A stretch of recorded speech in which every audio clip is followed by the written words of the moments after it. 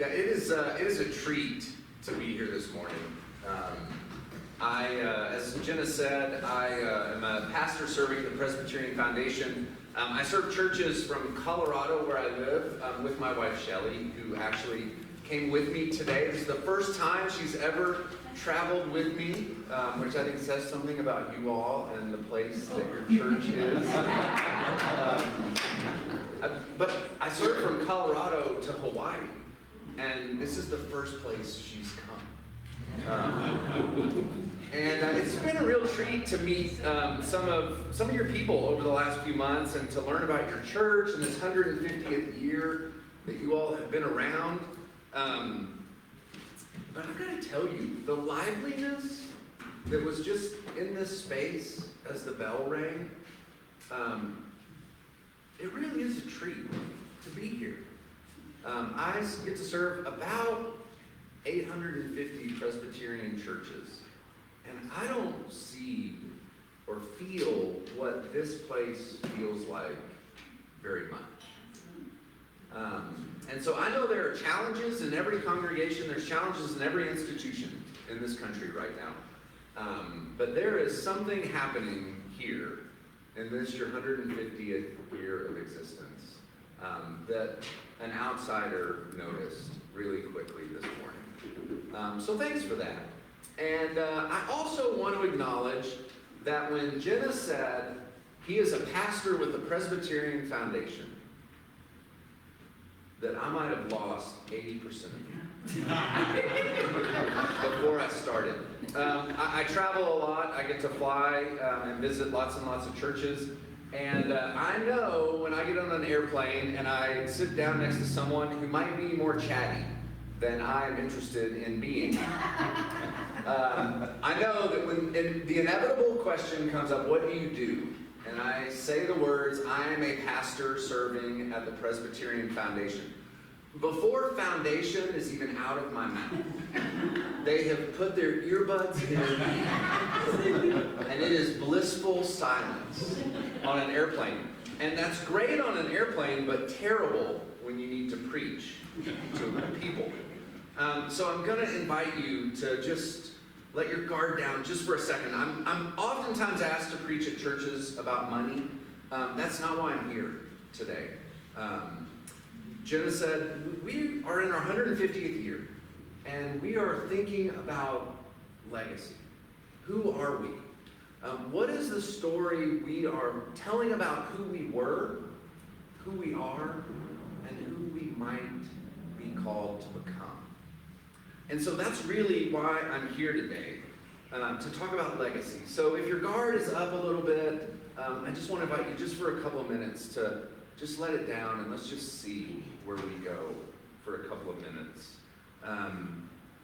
Because I think legacy is about so much more than financial resources. This idea about legacy really has to do with what stories do we tell about a place? What stories do we tell about ourselves? What stories do we hope are told long after we're gone? I think legacy matters because it's how we pass down the gospel of Jesus Christ.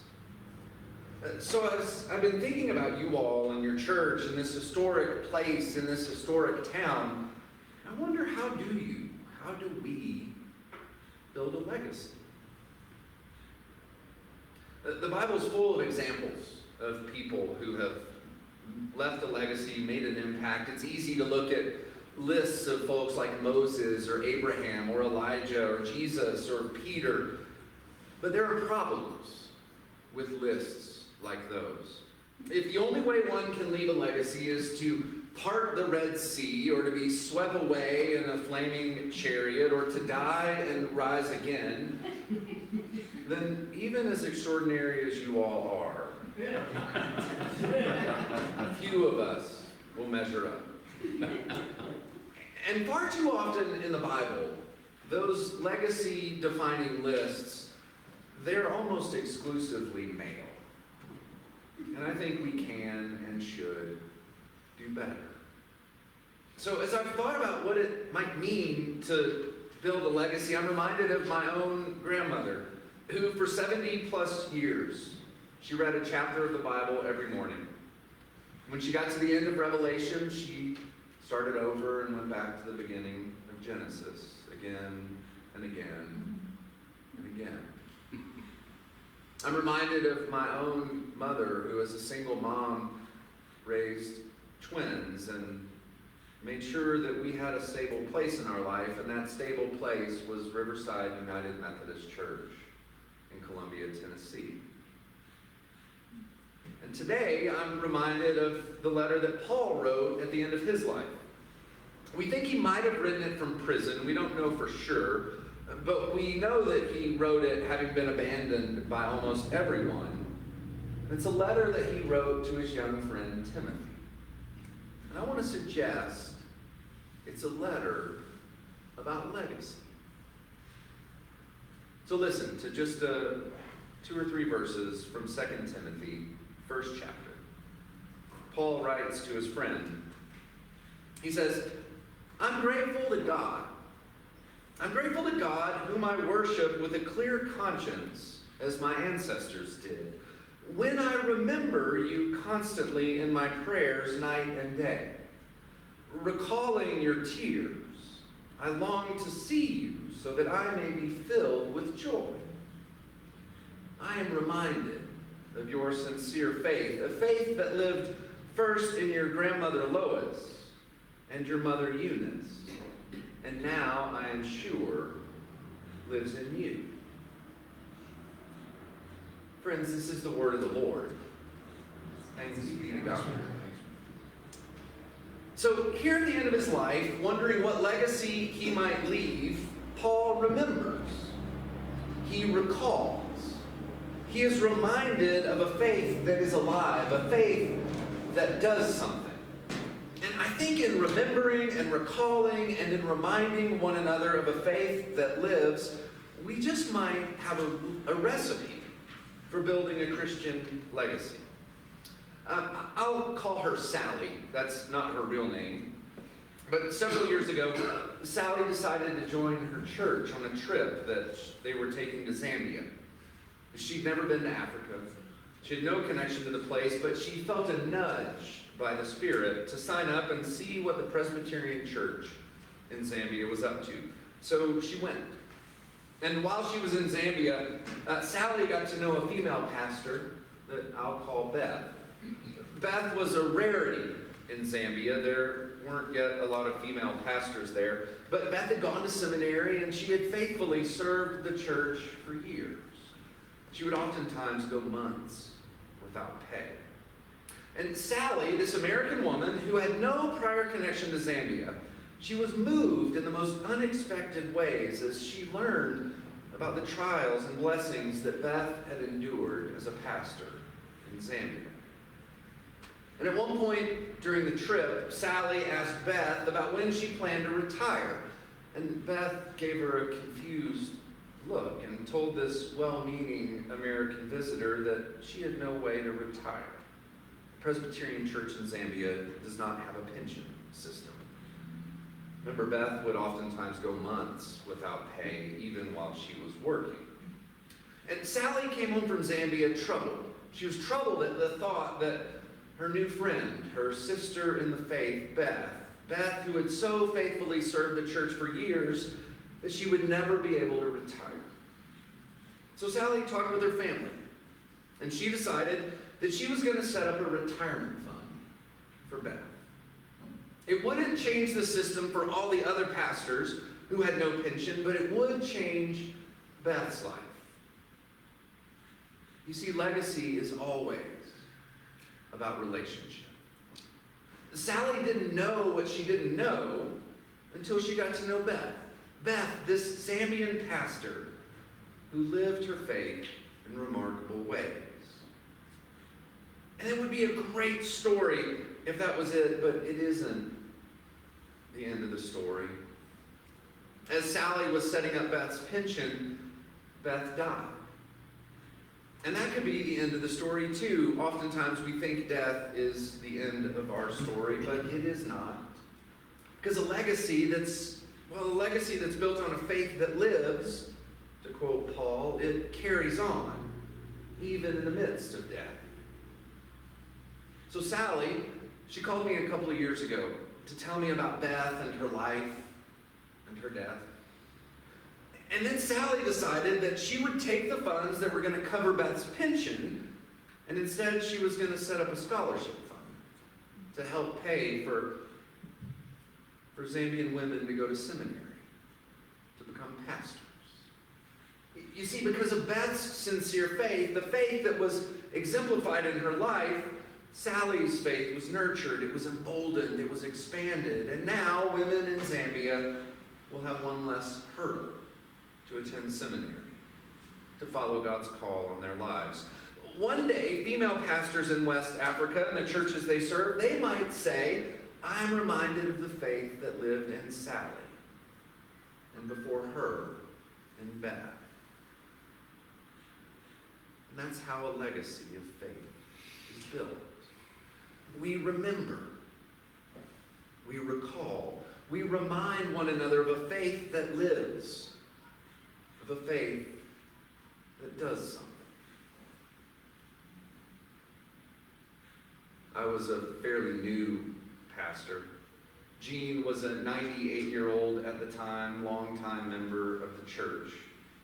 By this point, she lived in an assisted living facility, but only because she couldn't drive. Her hands were shaky, but her mind was steady as could be. A dear friend, 20 years her junior, drove her to church each Sunday, and about once a quarter I would visit her in her apartment. And Jean had made a habit for years of reminding just about everyone that she and her late husband had decided to leave 90% of their estate to the Presbyterian Children's Home, with the remaining 10% to go to the church. Jean had never had children, and the Children's Home had a special place in her heart. And she reminded just about everyone that these sorts of plans mattered. And in her opinion, her very strong opinion, she was shy about so very little. She wanted people to know that the church had a place in her will. And so on this particular visit, Jean was laying in her bed. She was resting. She was dressed to the nines. But toward the end of our visit, she asked me to reach into her desk, which was beside her bed, and grab her checkbook. She said, I need to write a check to the church. So I reached in. I grabbed her checkbook. It was actually one of those things, more like a check binder. Remember those with 3 checks? The sort of thing my kids will never, ever appreciate.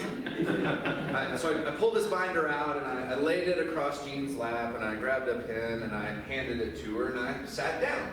And Jean proceeded to grab the pen with her 2 shaky hands, and she signed the check, and then she set the pen down, and she pushed the binder toward me, and she said, Joseph, I want you to write the check.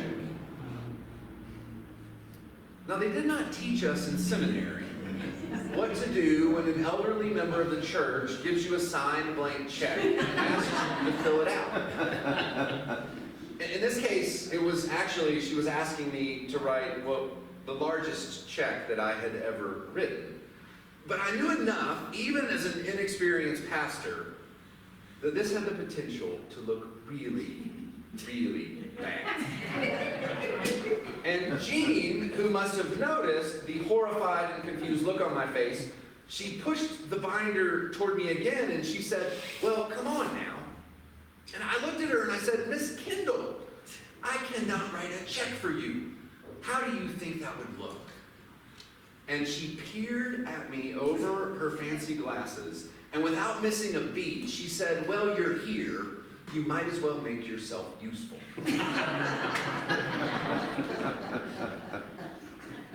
I was offended, and I was stunned, because I had been there for 30 minutes, and I wanted to say to her, has the last 30 minutes not been useful? Instead, I wrote the check.